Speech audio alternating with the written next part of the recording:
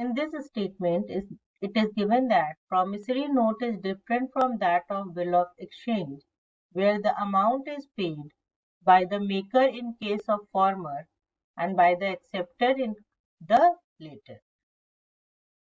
और हमें बताना है कि ये स्टेटमेंट ट्रू है या फॉल्स है। तो इस केस में हम सबसे पहले देखते हैं कि दोनों इंस्ट्रूमेंट का मेकर कौन होता है और दोनों ही स्टेटमेंट को पे कौन करता है।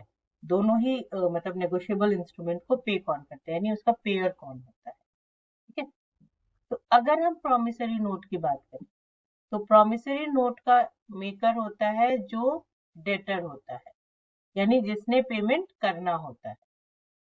जो कोई क्रेडिट पे सामान खरीदता है और उसके रिस्पेक्ट में अगर उसको कोई पेमेंट करनी है तो वही मेकर होता है और वही पेयर भी होता है, क्योंकि अमाउंट उसी ने पे करनी है। जबकि अगर हम एक बिल ऑफ एक्सचेंज को देखें तो बिल ऑफ एक्सचेंज का जो ड्रॉर होता है वो कौन होता है, वो होता है क्रेडिटर,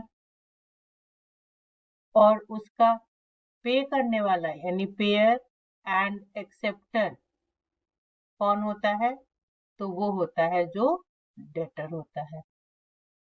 यानी बिल ऑफ एक्सचेंज में बिल बनाता कोई और है, पे कोई और करता है, जबकि प्रॉमिसरी नोट में जो प्रॉमिसरी नोट बनाता है वही उसकी पेमेंट करता है। तो इस बेसिस पे हम क्या कह सकते हैं, that the given statement is true.